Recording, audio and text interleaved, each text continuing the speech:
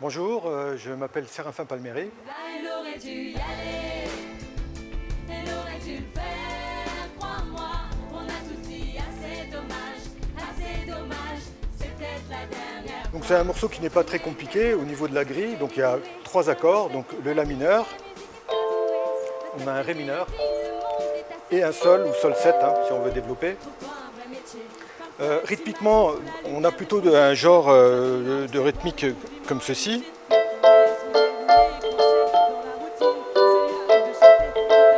Voilà. Et alors je pense qu'on va pas s'attarder sur la rythmique au niveau du clavier. Pourquoi? Parce qu'il y a 2 guitaristes sur scène. Il y en a forcément un qui va faire la rythmique. Donc pour le jeu, il va falloir plutôt placer les accords en ronde. Alors essaie voir si tu peux placer ça. Ok, donc ça c'est bien. Ensuite, par contre, l'avant-dernier refrain, on a le chant qui, avec une petite rythmique, et on va avoir plutôt des nappes. Donc là, à ce moment-là, donc ça tombe bien sur ce synthé-là, on a un son de nappe qui est ici. On va écouter celui-ci si il peut convenir. C'est parfait. Voilà, donc il y a un passage. Donc c'est l'avant-dernier refrain. On a un passage qui est vraiment cool. Donc c'est toi qui vas remplir. Donc avec ce son de nappe. Donc tu vas être tout seul, certainement avec un clic du batteur pour ne pas perdre le tempo. Et voilà, donc il faudra bien penser à changer le son pour être présent à ce moment-là. C'est de reproduire quelque chose, un enregistrement qui a été enregistré en studio. La difficulté, c'est de pouvoir reproduire toutes les pistes qui ont été enregistrées. Donc soit on va faire un arrangement pour pouvoir le reproduire et avoir quelque chose de très fidèle, soit là, du coup, on va faire un arrangement qui part dans un autre sens, et là, on va pouvoir sélectionner d'autres sons.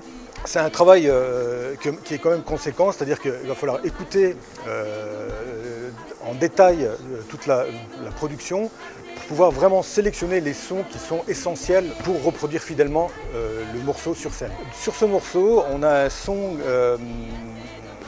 plutôt du style toy piano, donc c'est un piano un peu désaccordé, c'est des sons de piano joués. Quand on ne peut pas reproduire ça, on va se diriger vers un son de piano bien sûr.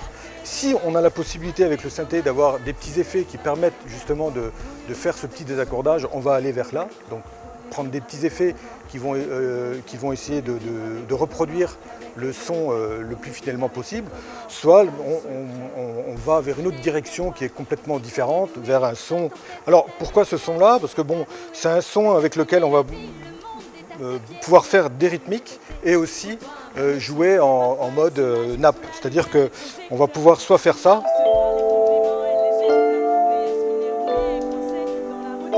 donc c'est un son qui est plein, donc on va pouvoir donner une ambiance sympathique au morceau, et on va pouvoir faire une rythmique.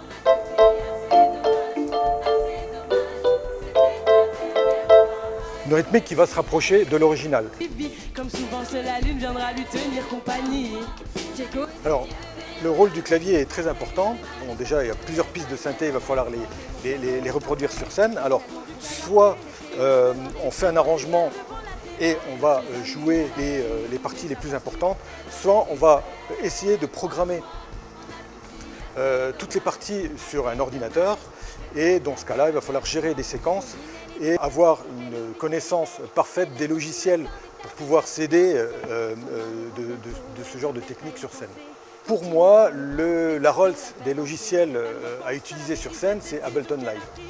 Donc c'est un logiciel qui va permettre justement de déclencher en temps réel des séquences, des boucles, et de pouvoir caler ça avec un batteur. C'est-à-dire qu'on va envoyer un clic au batteur, et ensuite on va pouvoir déclencher soit des boucles ou soit une séquence complète, c'est-à-dire du départ jusqu'à la fin d'un morceau, très facilement.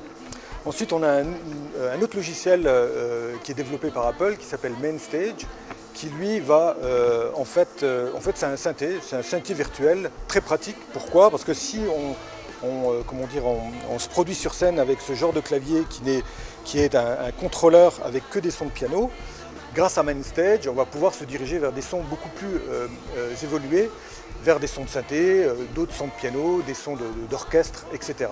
Avec des remords, qu'avec des regrets, vaut mieux vivre avec des remords, c'est ça. Alors le conseil que j'ai à lui donner, c'est déjà de connaître son morceau, ses morceaux, s'il en a plusieurs à jouer sur scène, de les connaître parfaitement.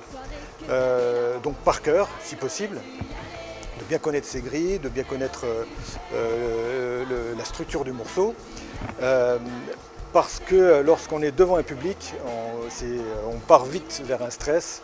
Donc il faut vraiment être sûr de soi pour être vraiment performant. Le deuxième conseil, c'est de ne pas jouer des choses qu'on n'est pas capable de jouer.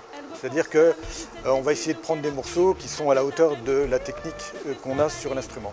Avait un avenir, un fils à élever. Après la dernière danse, elle s'est pas relevée.